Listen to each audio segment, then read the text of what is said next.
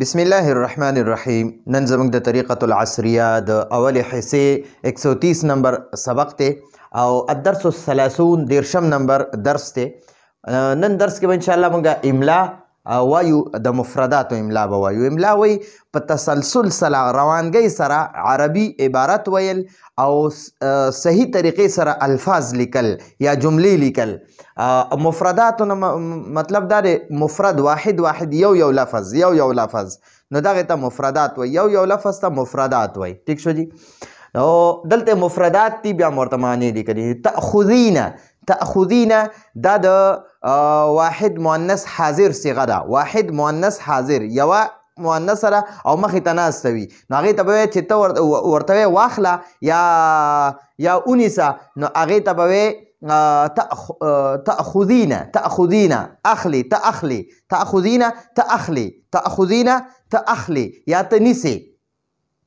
سړي ته به وایي تأخذو، ته اخلی یا ته نیسې، او ښځې ته به تأخذین. نو دا تأخذین دې کې به املا څنګه کوو؟ یعنې د دې مطلب دا دی چې موږ دا الفاظ هم صحیح طریقې سره زده کړو. دا به داسې وایو، ګورئ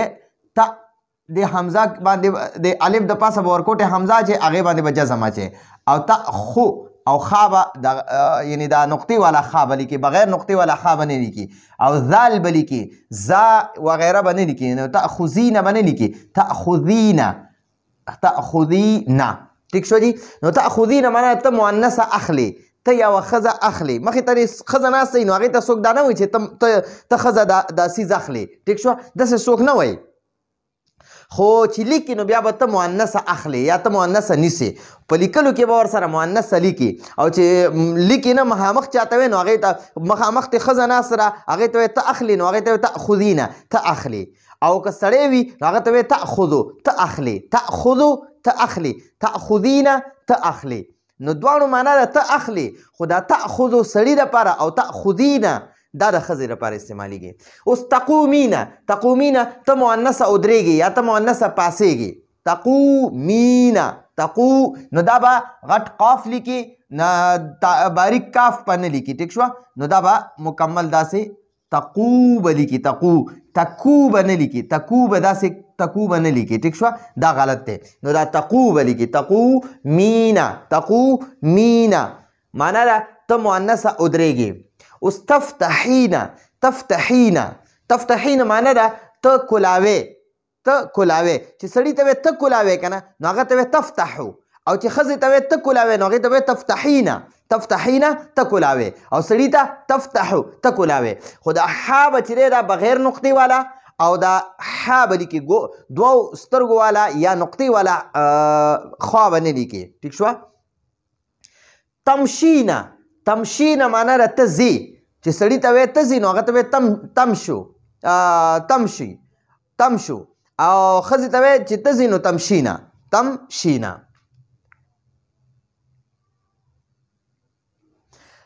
یضعو معنا ده هغه سړی ږدي، یضعو دا د غایب واحد مذکر غایب صیغه ده، هغه ږدي یا هغه اچي، هغه کیدي یا هغه اچي، یا هغه ږدي یا هغه اچي. نو ما ورته لیکي هغه سړی ږدي یا اچي. تقرئین سړي ته وایي ته وایې که نه، نو هغه ته وایي تقرأو، سړي ته تقرأو معنا ده ته وایې، او ښځې ته وایي چې ته وایې نو هغې ته وایي تقرئین معنا ده ته وایې، نو دا تقرئین به داسې لیکي. ټیک شوه. دا حمزه چې دی که نه دې دپاره داسې دا ګوره حمزه به او دلته کې به دوه نقطې او نون زبر نه. تقرئین. ټیک شوه، په دې باندې به کسره داسې واچې، تقرئین به نه لیکي، تقرین نه، لکه د دې په ځای یا به نه لیکي، داسې یو خانه به اچې په هغې به د پاسه د حمزه لیکي. اوس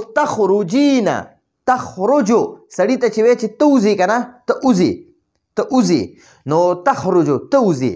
او چې ښځې ته وایي ته وځې نو هغې ته وایي تخرجین ته وځې. ټیک شوه. نو دلته کې دا خا نقطې والا به لیکي، او بغیر نقطې والا به تحرجین به نه لیکي، تخرجین به لیکي. یغلقو، اغلق یغلقو معنا ده بندول. نو یغلقو دا د واحد مذکر غایب صیغه ده واحد مذکر غایب صیغه ده د دې معنی ده هغه یو سړی بندی هغه یو سړی چې دی که نه هغه بندی یغلقو هغه بندی یغلقو هغه بندی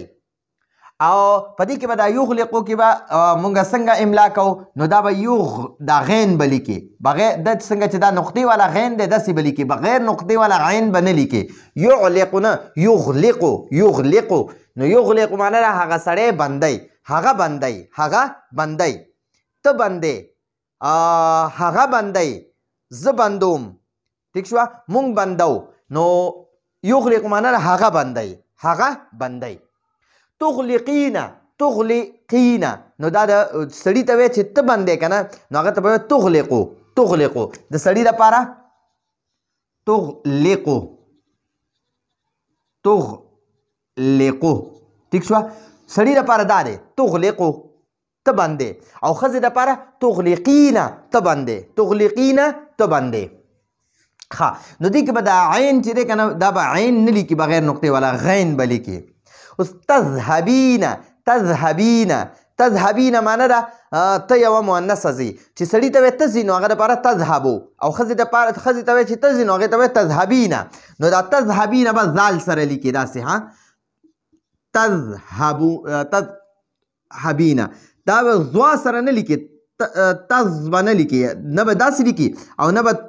زا سره لیکي تز داسې به هم نه لیکي نو دا هم غلطه ده او دا زوا سره هم غلطه ده بلکې زال سره دا صحیح ده تذهبین تذهبین او دا ها به دا دوه نقطو والا چې دا ګول سترګو والا دا ها به چې دا به دغه والا ها نه چې نه نقطې والا او نه بغیر نقطې والا ها به نه چې یکتبو معنی ده هغه یو سړی لیکل کوي یکتبو هغه لیکل کوي تکتبو ته لیکل کوي اکتبو زه لیکل کوم نکتبو مونږ لیکل کوو نو یکتبو هغه لیکل کوي یکتبو هغه لیکل کوي اوس د دې خوا اوسه پورې فعلونه وچلېدل فعلونه ٹھیک شوه د حاضر مذکر د حاضر مؤنث صیغې وي که نه حاضر مؤنث اوس مکة المکرمه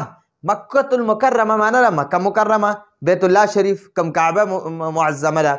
او صندوق البرید صندوق البرید صندوق البرید معنی ده د خطونو بکسه د خطونو بکسه دې ته لیټر بکس هم وایي صندوق البرید کم په ډاکخانه کې چې کم هغه بکس لګېدلي خلک په هغې کې خطونه ورچوي نو هغې ته صندوق البرید وایي الظرف ظرف لفافې ته وایي هغه کومه لفافه کې چې خلک خط ورچوي او هغه لفافې سر بیا خوله بنده کړي او بیا هغه په هغه لیټر بکس کې ورچوي نو هغې ته ظرف وایي الظرف لفافه طابع طابع دا ټیکټ ته وایي ټیکټ لفافې د پاسه چې کوم بیا هغه نیګټې غونته لګي ټیکټې وړې وړې ټیکټې خلک لګوي 2 ټیکټې 15 ټیکټې 10 ټیکټې هر څومره چې لګي نو طابع معنی ده ټیکټ طابع ټیکټ طابع ټیکټ نو دا به طابع لیکي تابع به نه لیکي ښه تا سره به نه لیکي بلکې طوا سره به لیکي ټیک شوه او الظرف دا ظرف چې دی که نه دا به دغه شان زوا سره لیکي دا به الظرف نه لیکي زا سبی الظرف به نه لیکي الظرف داسې دا غلط دی بلکې دا یو صحیح دی الظرف طابع ټیک شوه ښه دفتر الحضور دفتر الحضور وی د حاضرۍ رجسټر دفتر رجسټر ته وی او حضور حاضري حضور حاضري نو دا به زوا سره به نه وي ښه حضور نه حضور نه او دفتر چې دی که نه دفتر دا به فا لیکي پا به نه وي دفتر الحضور نه دفتر الحضور نه حضور دا به ضاد وي ضاد دا به زوا نه وي ټیک شوه حضور نه دفتر الحضور حاضر حاضر ټیک شوه نو دفتر الحضور به نه لیکي ګوره حضور بیا داسې راځي حضور داسې راځي نو داسې به نه لیکي بلکې دا به ضاد سره لیکي دفتر الحضور ټیک شوه نو داسې د حضور صحیح دی نو دا زمونږ په مفرداتو کې مختصر غونته املا وه او د مؤنث حاضرې صیغې وې ورسره هم یو څو الفاظ اسمونه راوستل نو دا زمونږ د نن ورځې درس و راتلونکي درس پورې اجازت غواړو هذا هو المرام والله اعلم بحقیقة الكلام